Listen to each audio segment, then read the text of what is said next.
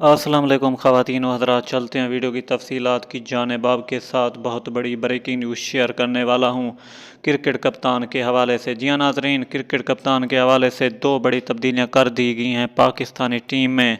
जी हाँ नाज़रीन, आपको बताते चलें कि सबका कप्तान की कारकर्दगी बहुत ही ख़राब है। बाबर आजम रिटायर होने का नाम नहीं ले रहे, लेकिन ज़बरदस्ती तौर पर उनको हटा दिया गया कप्तानी के ओहदे से। नए कप्तान मुकर्रर किए जाएंगे शहीन शाह अफरीदी को।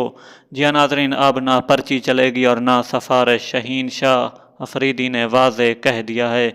आपको बताते चलें कि शान मसूद और फिर शहीन शाह अफरीदी दो ये मुकर्रर किए जाएंगे पाकिस्तान टीम के कप्तान।